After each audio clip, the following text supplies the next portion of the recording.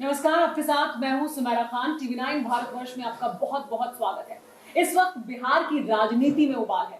बिहार में राजनीति अपने चरम पर है और वो एक शख्सियत जिसके चारों तरफ इस वक्त बिहार में राजनीति हो रही है, जिनकी युवा शक्ति की बात हो रही है और जो खुद युवा शक्ति की बात कर रहे हैं, वो है तेजस्वी यादव। और वो आज हमारे साथ खास बातचीत के लिए मौजूद है। बहुत स्वागत है तेजस्वी यादव, हमारे साथ बातचीत करने के लिए। सीधे मुद्दे पर ही आते हैं जी। 9 नवंबर को आपका जन्मदिन है। 10 नवंबर को क्या होने वाला है? जनता की जीत होने वाली है। 10 नवंबर को परिणाम है और जनता अपना फैसला सुना रही है।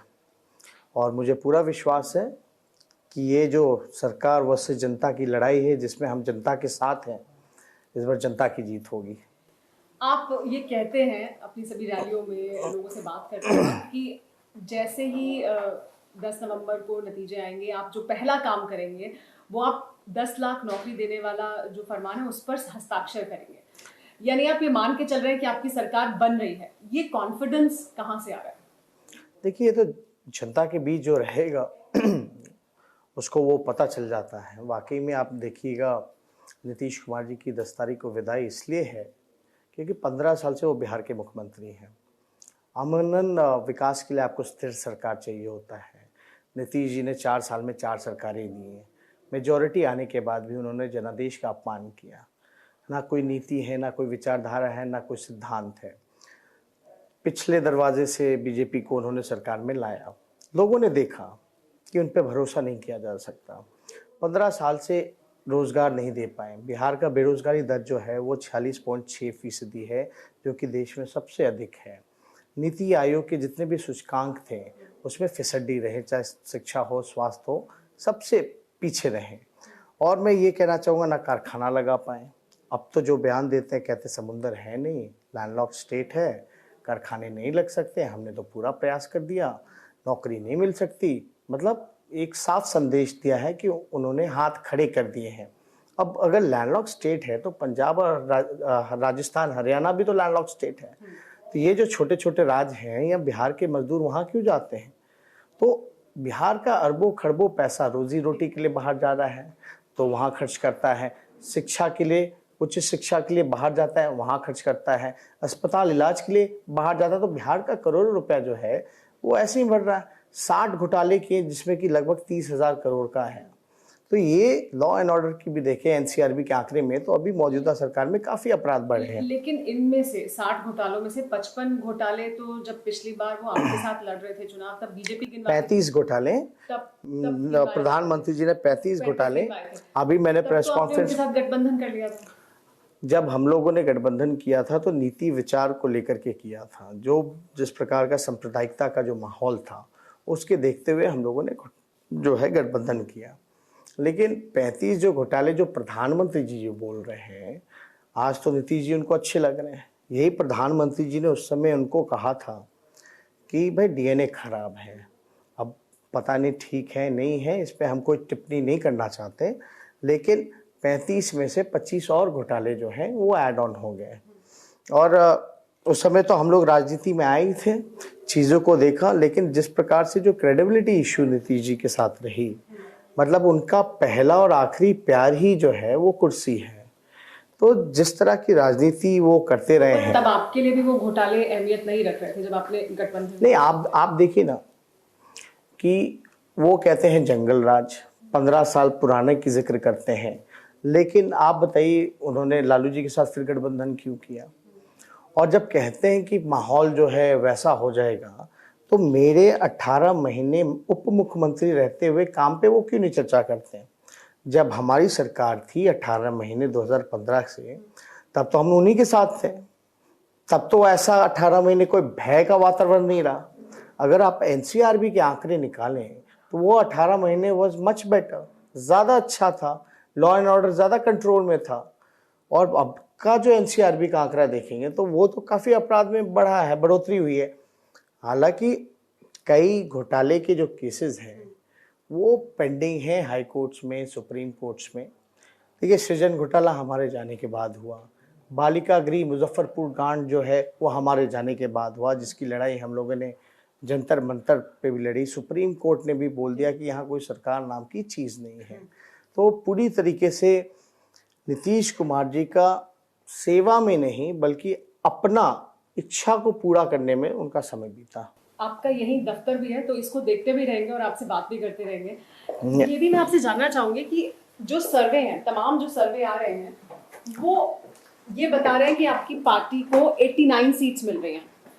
फिर वही मेरा वापस सवाल कि फिर आपको ये कॉन्फिडेंस कहाँ से मिलता है कि आप सत्ता में आएंगे और आप 10 लाख नौकरियां देंगे, हस्ताक्षर करेंगे पहले? और एक बात समझना पड़ेगा कि जो भी सर्वेज है, ये 2015 में जो सर्वेज आए थे उसने मेरे को भी चुनाव हरा दिया था, लेकिन ठीक उल्टा हुआ।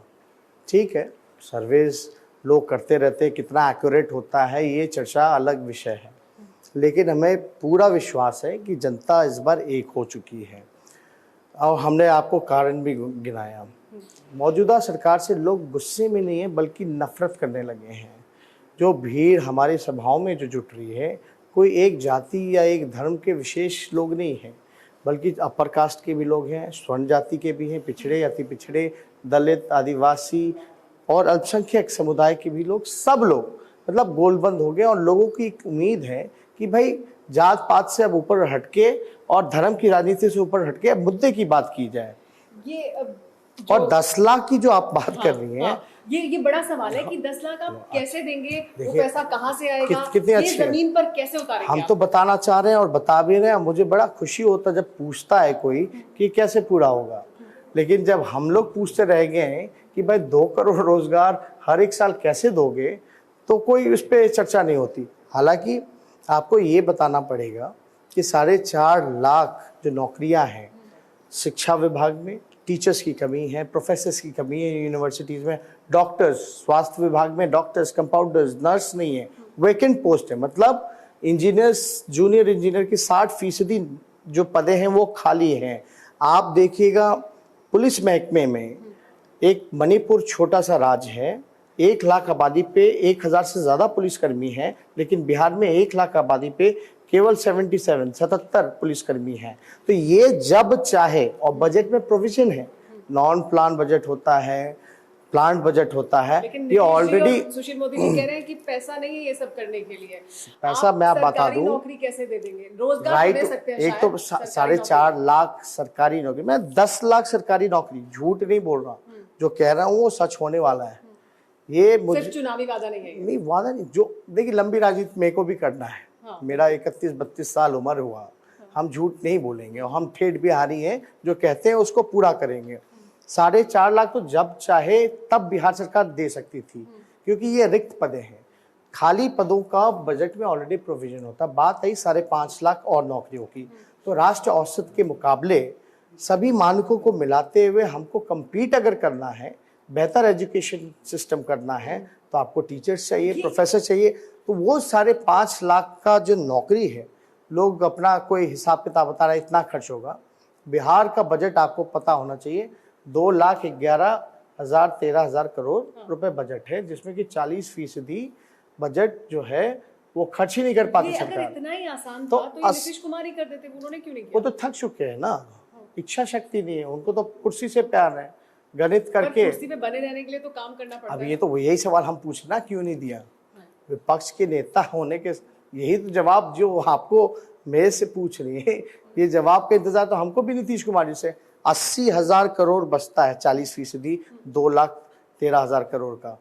और राइट टू एजुकेशन में सेंट्रल फंड देती है लगभग 24 से 25,000 करोड़, जो कि बिहार सरकार ने वापस कर दिया। पैसे तो है ही। एक बड़ा सवाल ये है कि बार बार जो आपके ऊपर आरोप लगता है या ये चर्चा होती है कि 15 साल का जो कार्यकाल था लालू प्रसाद यादव का, वो क्या पीछा कर रहा है अभी भी, और क्या उसकी वजह से सवालों में खड़े होते हैं बार बार? देखिए, एक बात जानना पड़ेगा, वो 90 का जो दौर था वो सामाजिक न्याय का दौर था, अब का जो दौर है वो आर्थिक न्याय का दौर है। और आर्थिक न्याय अगर देना है तो सामाजिक न्याय एक फाउंडेशन का काम करती है कि भाई कोई पीछे ना छूट जाए। जब आर्थिक न्याय हो तो सभी वर्गों का, हर जातियों का, हर कोई, एक पॉवर्टी जो रहता है, जो अंतिम पायदान पे जो लोग रहते हैं, वो सब लोग जो हैं वो साथ हैं। लोग 15 साल कह रहे हैं, तो ये चलने वाला नहीं है, क्योंकि 15 साल से तो बिहार के मुख्यमंत्री अभी नीतीश कुमार जी हैं। हम तो विपक्ष में हैं ही 15 साल से। जनता को जो मैंडेट जनादेश देना था वो दिया। क्या आप मानते हैं कि लालू जी के कार्यकाल में ऐसा कुछ हुआ जिसके दाग अभी भी हैं या जिसे छुड़ा पाना मुश्किल हो रहा है आपके लिए भी? एक प्रोपेगेंडा चलाया गया, एक परसेप्शन बनाने की कोशिश की। कई बार लोगों ने कोशिश की जंगल राज दिखाने का, लेकिन मेरा तो यही है ना कि आप आंकड़ों पे बहस करोगे ना, आप निकाल लीजिए ना 90 से 2005 का जो भी क्राइम रिकॉर्ड था, डेटा है ज़रूर होगा।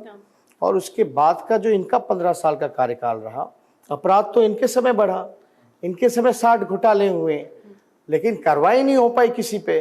तो इन्होंने तो संरक्षण देने का काम किया, एक प्रोपेगेंडा चलाया गया, परसेप्शन चलाया गया। लेकिन नीतीश जी 15 साल पुरानी बातें कर रहे हैं, तो ये भी बताना पड़ेगा कि लालू जी ने 7-7 विश्वविद्यालय दिए, परमानेंट टीचर्स की नौकरी कराई।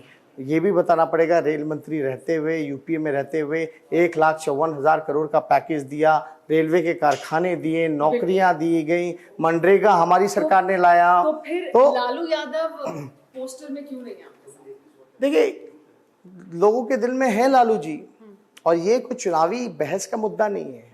मुख्यमंत्री का उम्मीदवार मैं हूँ, महागठबंधन ने मुझे बनाया है। लोगों की मैं सुनूंगा, मैं उनके लिए काम करूंगा, लोग मुझे कहेंगे, ये बात समझनी होगी। लेकिन लालू जी जैसा राजनीतिज्ञ तो देश में कुछ ही है। अच्छा, किसी को बताने की जरूरत है कि लालू जी का पोस्टर में फोटो है कि नहीं है? हर एक पॉलिटिकल पार्टी का एक स्ट्रैटेजी होता है, जो चेहरा है उसको सामने किया गया है। और 2015 में भी अगर आपने देखा होगा तो नीतीश कुमार जी के फोटो को लगाया गया था, उस समय भी ये बात। और एक बात और, लालू जी को आपसे अलग करने की कोशिश है या ये संदेश? ये अगर सवाल मेरे से पूछा जा रहा है, हम तो कह रहे हैं लालू जी दिल में बसते हैं। लेकिन आज अगर आप अखबार बिहार के खोलें, चाहे हिंदी हो या अंग्रेजी हो, उसमें केवल नरेंद्र मोदी जी का फोटो है बीजेपी के विज्ञापन में।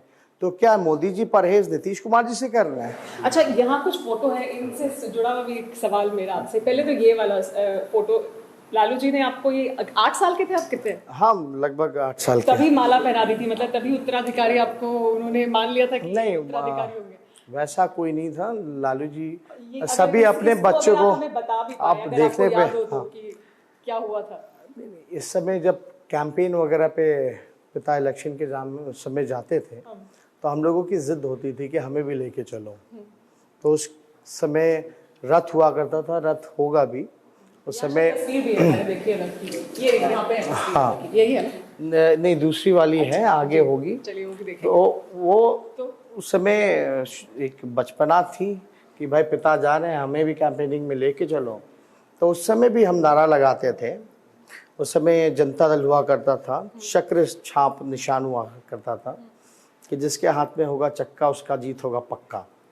तो उस समय से नहीं, हम लग रही है इस बार?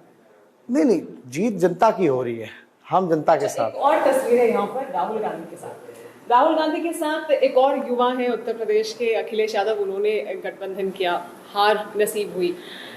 आपने भी अब गठबंधन किया, तो अकेले क्यों नहीं मैदान में उतर गए? आपके साथ तो इस वक्त बहुत युवा दिखाई दे रहे हैं, आपके साथ बहुत भीड़ दिखाई दे रही है, आपको सुनने के लिए तमाम लोग आ रहे हैं, तो अकेले क्यों नहीं मैदान में उतरे? क्या वो था कांग्रेस का बैगेज भी होगा? नहीं, कोई डर नहीं। देखिए, कांग्रेस ओल्डेस्ट अलाय है आरजेडी के, और सभी लाइट माइंडेड पार्टी जितनी थी, सब लोगों को हम लोगों ने इकट्ठा किया। यहाँ नीतीश जी के साथ भी आपकी तस्वीर है, इसके बारे में भी बात करनी चाहिए। नीतीश जी की सबसे इंटरेस्टिंग फोटो में नीतीश जी की मैं दिखाऊंगा, ये तो मेरे साथ है, वो तो ठीक है। नीतीश जी का कोई काम उनकी सरकार के कार्यकाल का जो आपको पसंद हो, कोई तो होगा शायद। नीतीश जी का काम का तो हम कुछ नहीं कहेंगे, लेकिन जो भूमिका जो बनाते हैं, मैनिपुलेशन जिस हिसाब से करते हैं, उनका बड़ा स्ट्रांग है। ये एक खास तस्वीर है जी। ये नीतीश जी हैं और ये लालू जी, उसमें जनता दल हुआ करता था। अच्छा, एक और युवा है जिनके बारे में बड़ी चर्चा हो रही है इस वक्त, चिराग पासवान। वो भी नीतीश कुमार को पसंद नहीं करते, आप भी नीतीश कुमार को कहते हैं कि उन्होंने कुछ नहीं किया, वो भी आजकल यही कह रहे हैं। प्रतिभाशाली भी है, उनके भविष्य को कैसे देख रहे हैं? लोग शुरू में नीतीश जी को पसंद करते हैं, लेकिन बाद में उनके साथ रह करके एहसास हो जाता है कि नीतीश कुमार जी मतलबी आदमी है, वो स्वार्थी हैं। तो चिराग जी को भी पता चला होगा। तो चिराग पासवान को साथ लेने में या उनके साथ आने में फिर क्या दिक्कत होनी चाहिए? आप दोनों युवा हैं, आप एक ही तरह की बात कर रहे हैं, आप बिहार के भविष्य को उज्जवल करने की बात कर रहे हैं, तो क्या संभावना है वहाँ? कई बार हर एक प्लेटफॉर्म पे चिराग पासवान जी ने ये बार बार बोला है कि वो बीजेपी के साथ है। तो वैचारिक रूप से जो आदमी बीजेपी के साथ है, कह रहा है वो बीजेपी के साथ है, तो हमारे लिए तो सवाल ही नहीं पैदा होता। ये तो उनका फैसला है। वो हर एक अगर अपना बदलते हैं, अगर आपको जब आप गठबंधन करेंगे या जब आपका चुनाव नतीजा आएगा, कहीं पर अगर कुछ संख्या बल कम पड़ता है, अभी तो चिराग पासवान या पप्पू यादव जैसे लोगों के लिए क्या रास्ता खुला रहेगा या बंद है? देखिए, पहली बात तो हम कंफर्टेबली मेजॉरिटी में आ रहे हैं। चिराग पासवान जी अभी फिलहाल उन्होंने स्टेटमेंट दिया, अगर कोई कयास लगा रहा है कि आफ्टर पोस्ट पोल आरजेडी के साथ जाएंगे तो ये गलत धारणा है। लेकिन डिस्कशन का मुद्दा है, लेकिन उन्होंने स्पष्ट कहा है कि वो बीजेपी के साथ ही रहेंगे। आपका दफ्तर ये है, ये दफ्तर है, ये यहाँ हम लोगों से मिलते हैं, कॉन्फ्रेंस वगैरह करते हैं। ये है दफ्तर तेजस्वी यादव जी का, यहीं पर बाकी बात करते हैं। तेजस्वी यादव जी, ये जो बार बार चर्चा हो रही है कि यहाँ बिहार में जो रोजगार है और बेरोजगारी है वो बड़ा मुद्दा है, क्या आपके मुताबिक इस वक्त चुनाव में सबसे बड़ा मुद्दा बेरोजगारी और रोजगार ही है? क्योंकि बीजेपी की तरफ से तो राष्ट्रवाद के मुद्दे, 370, राम मंदिर, ये भी मुद्दे उठाने की बात हो रही है और विपक्ष को उस पर घेरा जा रहा है कि आप राष्ट्रवाद के मुद्दों पर देश की भावना के साथ नहीं। आप बताइए ना, जीडीपी क्या है देश का? क्या ऐसा जीडीपी पहले हम लोगों ने देखा, कल्पना की? क्या ये मुद्दा नहीं होना चाहिए कि हम अपने आर्थिक व्यवस्था को कैसे सुधारेंगे? जब देश की जीडीपी वो है तो बिहार का आप अंदाज़ा लगाइए। और सबसे ज़्यादा माइग्रेंट जो लेबर्स क्लास थे उनका नौकरी छूटा, उनको काम नहीं मिल रहा। व्यवसायिक जितने थे छोटे मोटे, उनका काम धंधा जो है वो बंद हुआ। तो इन पर कोई बहस नहीं होगी। तो हम लोगों को तो इस बुरी परिस्थिति में, अब बिहार में तो कोरोना, बाढ़ एक साथ आके टूट पड़ा, तो बिहार के लोगों के लिए तो सबसे बड़ी बात है कि काम धंधा नहीं है, छूट गया है। आप एयरपोर्ट चले जाइएगा, रेलवे स्टेशन चले जाइएगा, अब तो कंपनियां लेके जा रही हैं। जब मजदूरों को आने की बात थी तो किसी ने कोई सहयोग नहीं किया, सरकार ने मुंह फेर लिया। राजनीति अनुभव का भी विषय है। आप इस वक्त युवा शक्ति की बात कर रहे हैं। नीतीश कुमार जी का तो पूरा जीवन अब लगभग राजनीति में गुजर गया है, तो उस अनुभव का कैसे मुकाबला करेंगे? उनका जितना अनुभव है, राजनीतिक अनुभव है, शायद इतना मेरा आधा उम्र भी नहीं होगा। लेकिन आप देखिए ना, उनका इतना अनुभव है, फिर भी 15 साल तक बिहार के मुख्यमंत्री फिर भी हाथ खड़े कर रहे हैं कि कारखाने नहीं लगा सकते, नौकरियां नहीं दी जा सकती क्योंकि लैंडलॉक्ड स्टेट है। बड़ा जल्दी उनको याद आया। अब जब हम बेरोजगारी की बात कर रहे हैं, नौकरी देने की बात कर रहे हैं, तो अब वो कह रहे हैं कारखाने की बात कर रहे हैं, अब वो नौजवानों को भत्ता देंगे, ये करेंगे, वो करेंगे, अब घोषणा दे रहे हैं। ठीक है, तजुर्बा है, लेकिन सब कोई का समय आता है। क्या इस चुनाव में आपने एक बड़ा मुद्दा सामने रखा रोजगार देने का, और क्या अब उसी पर सब आपकी पिच पर आकर खेल रहे हैं, क्योंकि सब अब वही वादे कर रहे हैं? ये हकीकत है, सबसे बड़ा मुद्दा बेरोजगारी है। और ये केवल एग्जाम्पल सेट सिर्फ बिहार के लिए नहीं है, ये बंगाल चुनाव के लिए भी है, पूरे देश भर के लिए है कि आपने वादा किया था 2 करोड़ नौजवानों को रोजगार देंगे, नोटबंदी में आप रोजगार छीन गया लोगों का, उसके बाद आपका कोरोना काल में रोजगार छीन गया, आपकी पॉलिसीज जो हैं कृषि क्षेत्रों में प्राइवेटाइजेशन का हस्तक्षेप हो गया। तो ये तो पूरी तरीके से जो है बदहाल स्थिति है। तो ये जो एग्जाम्पल जो सेट हुआ, ये तो पूरे देश के लिए है कि कोई कितना भी बकवास चीजों पे चुनाव ले जाना चाहेगा, लेकिन जनता लड़ेगी। चुनावी एजेंडा जो मुद्दा होगी, जो ग्राउंड की होगी। कोरोना काल की आप बात कर रहे हैं, कोरोना के लेकर आपके ऊपर जो एक बार बार आरोप लगता है कि आप तो क्वारंटीन हो गए थे, आप तो फार्म हाउस में रह रहे थे, लोगों के बीच नहीं गए, और आप सिर्फ चुनाव के पहले निकल कर अभी सामने आए। इस आरोप का कैसे? कुछ लोग चश्मा पीछे लगा के देखते हैं। आपको नहीं पता था, हमको नहीं पता था कब मोदी जी आएंगे, लॉकडाउन की घोषणा करेंगे। कोई भी मेरे जैसे लाखों लोग फंसे रहे हैं, लेकिन हम कोरोना काल के बीच में ही आए। अगर आप मेरे ट्विटर हैंडल को देखोगे तो I was the first one two announce my salary. I was the पहला व्यक्ति जिसने अपना सरकारी बंगला भी बोला कि ये ले लो आइसोलेशन सेंटर में। 1 लाख मजदूरों को हमने ऑनलाइन हेल्प कराया, जो सेंटर हमने बनाया 1 लाख लोगों तक हम लोगों ने राशन 1 महीने तक हम लोगों ने पहुंचाने का काम किया। तो हम तो जहाँ थे वहाँ से भी काम कर रहे थे। अगर हम देश में पहला व्यक्ति हैं जिसने आवाज़ उठाया कि मजदूरों को वापस लाओ, तो लोग कैसे भूल गए। लेकिन लोगों को बाढ़ में हम गए, चंपारण के इलाके में हो या मिथिलांचल के इलाके में हो या छपरा के इलाके में हो, गोपालगंज के इलाके में हो, गंडक नदी में जो उफान आया था उसमें तो हम जाकर के देखने का काम किए। लालू रसोई चला, लोगों को मिला, सरकार कहाँ थी। तो कुछ लोगों को सिर्फ कहना है क्योंकि कुछ मिल नहीं रहा, ढूंढ रहे हैं वो। अब नीतीश जी बताइए, इतने बड़े होके हम तो आशीर्वाद ही समझेंगे, जिस प्रकार का बयान दे रहे हैं, चिड़चिड़ा से गए हैं।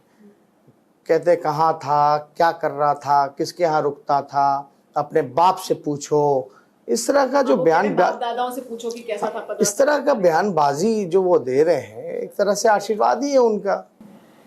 आप युवा हैं, 31 साल के हैं। एक लाइटर नोट पर सवाल कि अगले 5 साल में आप एलिजिबल बैचलर भी हैं, तो पर्सनल लाइफ में क्या अगला प्लान है? देखिए, अभी तो कोई प्लान नहीं है। अभी तो सामने चुनौती है। हो सकता है 10 तारीख के बाद माता पिता को जो उचित लगेगा वो करेंगे। तो 10 तारीख के बाद ये खुशखबरी भी लोगों को मिल जाएगी। अब मैंने कहा माता पिता को अगर उचित लगे तो ये भी एक स्वभाव है। तो चलिए, ये लोगों को, बिहार के लोगों को ये भी पता लग गया। पिताजी से बात होती है, क्या टिप्स देते हैं वो राजनीति को लेकर? क्योंकि उनके जैसे राजनेता कम ही है। बार जब हम मिलने गए थे तो यही था उनका कि मजबूती के साथ रहो, मजबूती के साथ चुनाव लड़ो, जनता के बीच रहो, जनता की सुनो, जनता तुम्हारे साथ जरूर साथ देने का काम करेंगे। बहुत शुक्रिया तेजस्वी। इसी बात के साथ हम इस इंटरव्यू का भी अंत करते हैं कि जो आपके ने आपको आशीर्वाद दिया और कहा कि जनता के बीच में रहो, जनता के बीच जाओ, उनकी सुनो, और वही आपको जीत दिलाएगी। तेजस्वी यादव हमारे साथ जुड़े हुए थे TV9 भारतवर्ष के साथ। तेजस्वी, आपको जुड़ने के लिए बहुत बहुत शुक्रिया। तेजस्वी यादव युवा शक्ति की बात कर रहे हैं, 10 लाख नौकरी की बात कर रहे हैं और भरोसा दिला रहे हैं कि वो बिहारी हैं और उनकी बात पर भरोसा किया जाए, वो अपनी बात से मुकरने वाले नहीं है। 10 नवंबर को फिर मुलाकात करेंगे तेजस्वी यादव से, तब उनसे बात करेंगे। फिलहाल TV9 भारतवर्ष के लिए मैं सुमारा खान, शुक्रिया। तो हर मुद्दे पर आप सुन रहे थे तेजस्वी यादव को। ब्लॉकबस्टर इंटरव्यू TV9 पर तेजस्वी यादव का, जो कि महागठबंधन के CM कैंडिडेट हैं, और TV9 भारतवर्ष पर तेजस्वी का नीतीश पर बहुत बड़ा हमला। जी हां, 10 नवंबर को नीतीश कुमार की विदाई तय है, ये कहा तेजस्वी ने, और कहा कि विकास के लिए जनता को स्थिर सरकार चाहिए। नीतीश सरकार की कोई नीति, कोई विचारधारा, कोई सिद्धांत नहीं है। नीतीश सरकार पर जनता को भरोसा नहीं है, ये तेजस्वी ने कहा।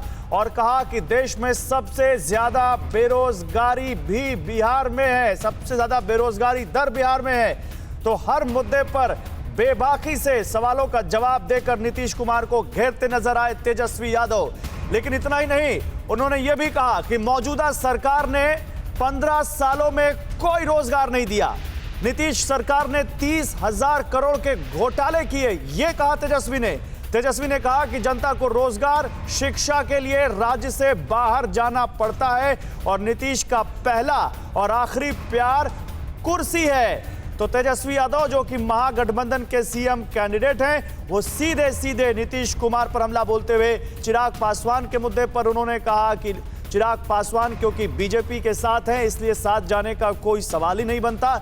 और इसके अलावा तमाम मुद्दों पर उन्होंने खुलकर अपनी बात रखी। नीतीश कुमार की इच्छा शक्ति पर, नीतीश कुमार के कॉन्फिडेंस पर, नीतीश कुमार जिस तरह की भाषा का इस्तेमाल कर रहे हैं उसके बारे में बोलते हुए तेजस्वी ने कहा कि वो तो हमारे लिए बल्कि आशीर्वाद है, हमारे लिए फायदा है उससे। तो देखिए, बिहार का चुनाव सीधे सीधे नीतीश वर्सेस तेजस्वी होता जा रहा है और अब देखना है कि इसमें आगे क्या होता है। आज पहले चरण के चुनाव प्रचार का आखिरी दिन है, शाम 5 बजे प्रचार थम जाएगा। 28 तारीख को पहले चरण का मतदान है और इस बीच हमारे साथ कुछ खास मेहमान हैं, उनसे आपको रूबरू करवाएं। रोहित चहल हैं बीजेपी से, हमारे साथ अजय उपाध्याय हैं कांग्रेस पार्टी से, हमारे साथ सारिका पासवान हैं आरजेडी से, हमारे साथ यहाँ पर अजय कुमार जुड़ रहे हैं एलजेपी से, और जेडीयू से राजीव रंजन को भी हम जोड़ने की कोशिश करेंगे अपने साथ। आप सभी का बहुत स्वागत है।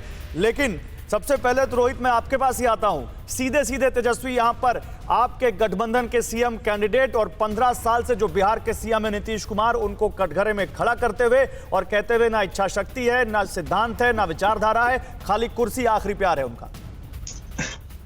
देखिए, मैं अभी तेजस्वी जी को सुन रहा था, मुझे लगा कि युवा है, लेकिन जिस तरीके की वो बातें कर रहे थे, उनकी बातों में विरोधाभास था। हमने देखा जिस तरीके से भ्रष्टाचार की वो बातें कर रहे थे। आज हमें पता है जो भ्रष्टाचार के जनक जो हैं, जो चारा खा गए, आज खुद उनके पिताजी जो हैं वो जेल के अंदर है, लालू जी आज भ्रष्टाचार के अंदर। वो बात कर रहे थे कि मैंने लोगों की मदद करी। जिस तरीके से हमें याद होगा कोरोना काल चल रहा था, भारतीय जनता पार्टी के कार्यकर्ता वहां पे लोगों की मदद करने में लगे हुए थे जिस तरीके से। लेकिन यहाँ पर तेजस्वी यादव जी क्या कर रहे थे? दिल्ली के अंदर फार्म हाउस के अंदर बैठ के अय्याशी कर रहे थे। तो कौन सी मदद की बात कर रहे हैं वे? भारतीय जनता पार्टी के कार्यकर्ता, चाहे फूड पैकेट की बात हो, चाहे भारतीय जनता पार्टी सरकार की बात हो, तो सरकार ये आपने बड़ा आरोप लगा दिया। तेजस्वी यादव तो कह रहे हैं कि कोरोना में मैं सबसे पहला था जिसने अपनी सैलरी, अपना घर, सब कुछ पहले ऑफर किया था कि आइए आप हम मदद को तैयार हैं। क्या लगता है आपको सारिका पासवान जो यह बात यहां पर बीजेपी से कह रहे हैं, रोहित चहल, तेजस्वी यादव तो कोरोना में गायब थे? देखिए, इनकी जानकारी में मुझे लगता है अभाव है।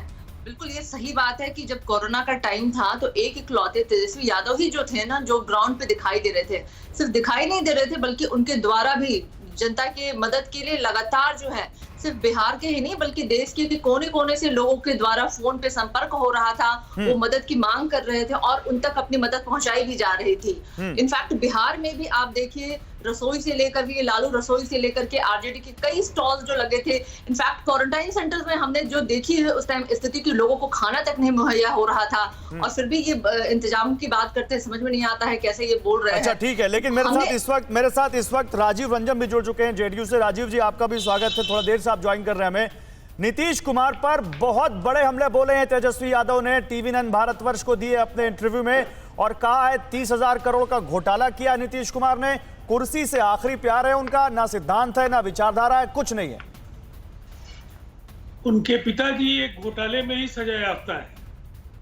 जब इंसान तो इंसान, जानवरों को भी बख्शा नहीं गया था। वो कहीं ना कहीं विश्व के सबसे खतरनाक और दुर्भाग्यपूर्ण घोटालों में से एक, उस घोटाले के महानायक हैं लालू प्रसाद जी, और इनके पुत्र ने पालने में ही अपने लक्षण दिखा दिया। ये IRCTC में इनको नामजद किया गया है।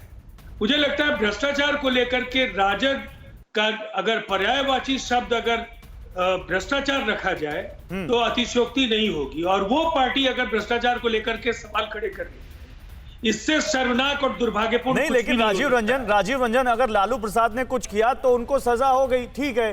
तेजस्वी यादव सीएम कैंडिडेट है, उनके ऊपर तो कोई जुर्म अभी तक साबित नहीं हुआ है। नहीं, साबित होने से मैंने तो ये केवल उनके आरोपों का जवाब आपको दिया है। मैं आगे बताऊंगा कि उनकी महत्वाकांक्षाएं क्या हैं और जमीनी आधार क्या है। अगर एक तरफ नीतीश कुमार को आप देखेंगे, उन्होंने अगर 69 वर्ष की उम्र में 45 वर्ष अगर संसदीय जीवन को दिया है, सार्वजनिक जीवन को दिया है, तो काजल की कोठरी में एक बेदाग राजनेता नहीं, उसी पर तो आरोप, उसी पर भी तेजस्वी यादव हमलावर है। राजू भाई, उस पर भी हमलावर है, कह रहे नीतीश कुमार थक गए, वो कह रहे नीतीश कुमार थक गए हैं और अब केवल कुर्सी पर आराम करना चाहते हैं, उस पर भी वो हमलावर है। मैं आता हूं आपके पास, लेकिन तेजस्वी ने क्या कुछ कहा है एक बार अपने दर्शकों को और बताते हैं। तेजस्वी ने कहा है कि हमारे गठबंधन में नीतीश सरकार की स्थिति अच्छी थी। वो कह रहे हैं हमारा गठबंधन तोड़ने के बाद नीतीश सरकार में घोटाले हुए, मौजूदा सरकार से लोग नफरत करने लग गए हैं। अब ये भी कह रहे हैं तेजस्वी यादव, यानी वो कह रहे हैं कि जब तक हम थे हमारे साथ एकदम पाक साफ थे नीतीश कुमार, और जैसे ही हमसे अलग हुए उन्होंने घोटाले करने शुरू कर दिए। ये सारिका जी, ये बात समझ में नहीं आई। नीतीश कुमार जब तक हमारे साथ हैं तब तक अच्छे, जब दूसरे के साथ जाएं तो गड़बड़। इलेक्शन का टाइम था जब हमारे माननीय प्रधानमंत्री नरेंद्र मोदी जी ने खुद मंच पे खड़े होकर के कहा था कि 56 घोटालों में नीतीश कुमार संलिप्त है।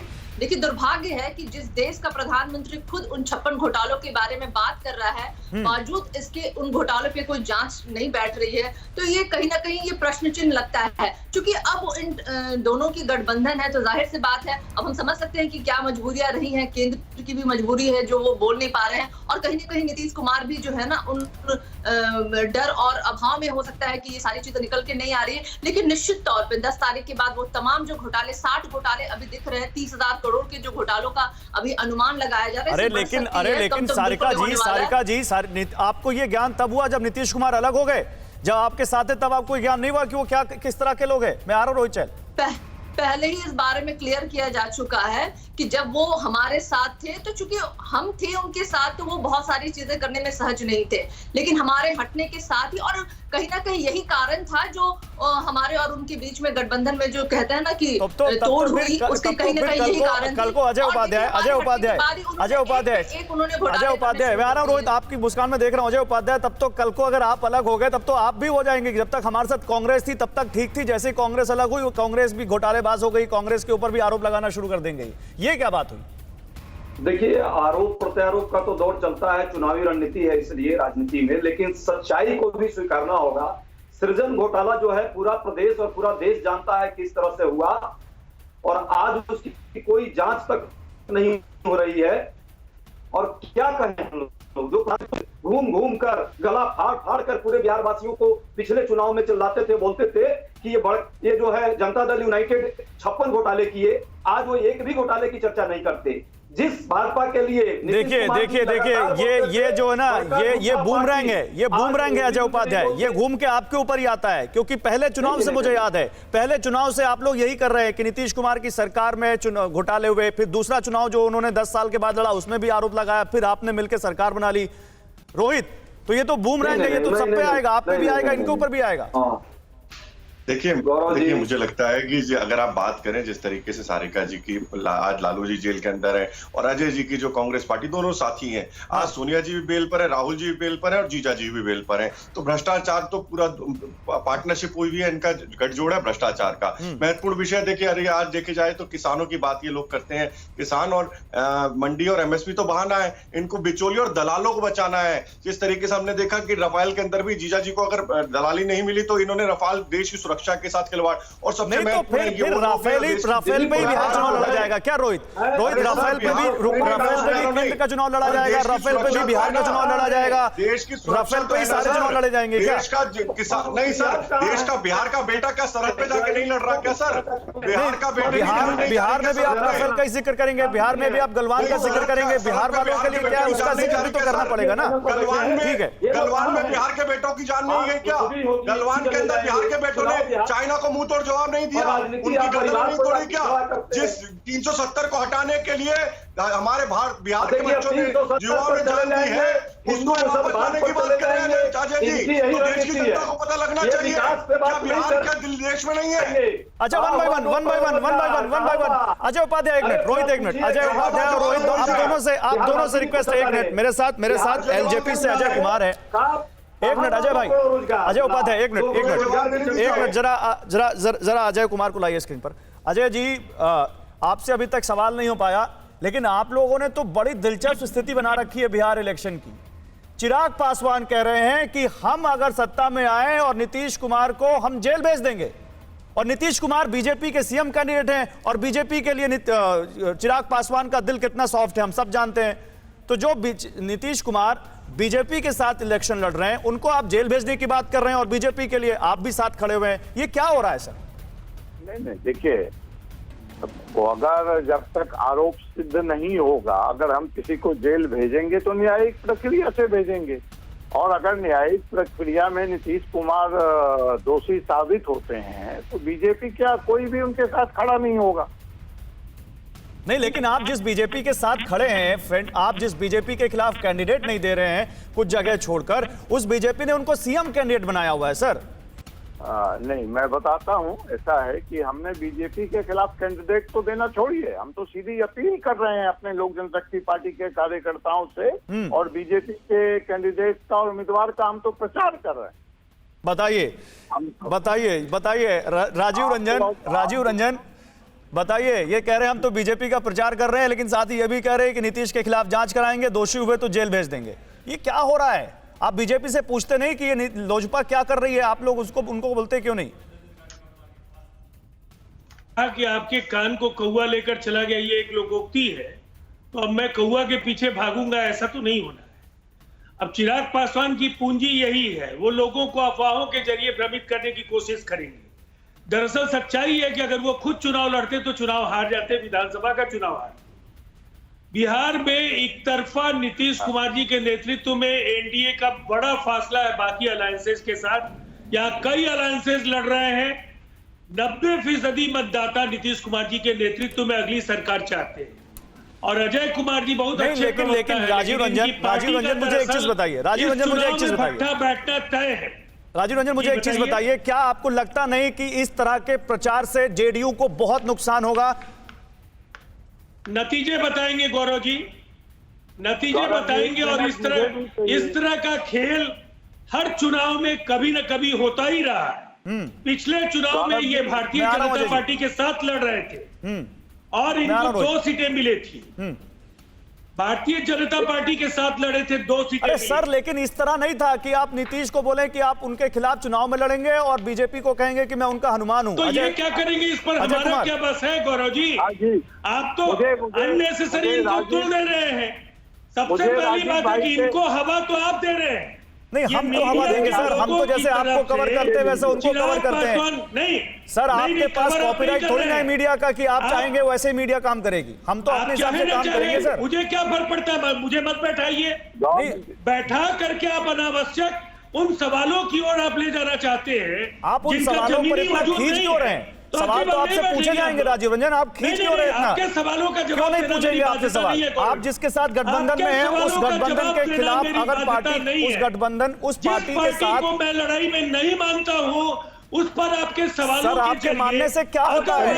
ये तो बिहार की जनता तय करेगी। अजय उपाध्याय, अजय कुमार, मैं अजय उपाध्याय आ रहा हूँ। अजय कुमार, आपको लड़ाई में नहीं मानते?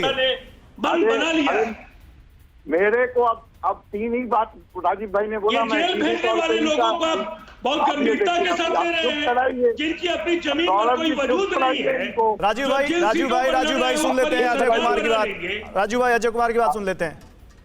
3 आरोप लगाए इन्होंने लोक जनशक्ति पार्टी पे। पहला तो आज जिस तरह से राजीव भाई जैसे संतुलित और बहुत ही अच्छे सुलझे हुए इंसान आज आपा खोए हैं, ये हार को दर्शाता है। और यही आपा नीतीश कुमार भी खो रहे हैं। मैं ये समझ रहा हूँ कि जानबूझ करके मीडिया इस पूरे खेल में एक मुख्यमंत्री राजीव भाई, वाकई आप बहुत सुलझे हुए इंसान हैं। राजीव रंजन, आप बहुत सुलझे हुए इंसान हैं और आप बहुत सीरियस डिबेट करते हैं। राजीव रंजन, खो रहे हैं। राजीव रंजन, आप बहुत सुलझे हुए प्रवक्ता हैं और बहुत सीरियस डिबेट करते हैं। सुन लीजिए सामने वाला क्या कह रहा है। मुख्यमंत्री ऐसे ही आपा खो रहे हैं। वो जनता को कह रहे हैं कि अगर मैं चुनाव हारा मैं तुम्हारा बुरा हाल करूंगा। ये मुख्यमंत्री की भाषा है। मुख्यमंत्री की सभा में लालू प्रसाद यादव, तेजस्वी यादव जिंदाबाद के नारे लग रहे हैं। मुख्यमंत्री को काले झंडे दिखाए जा रहे हैं। अच्छा ठीक है, मैं आता हूँ आप दोनों के पास। मैं रोहित चहल आपके पास आऊंगा। 1 मिनट राजू भाई और अजय जी, अब रुकिए। अब दूसरे पैनलिस्ट के पास जाता हूं।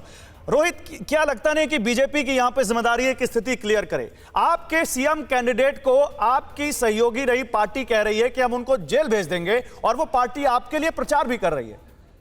बीजेपी इसको क्लियर क्यों नहीं करती? क्या बीजेपी का भी इसमें कोई पीछे इंटरेस्ट है? देखिए, बहुत ही क्लियर है। आपने अगर भाषण सुना हो, चाहे माननीय प्रधानमंत्री जी ने संबोधन दिया, माननीय प्रधानमंत्री जी ने बहुत क्लियर मन से किया कि हमारे जो गठबंधन साथी हैं, एनडीए के जो साथी हैं, वो जेडीयू हैं।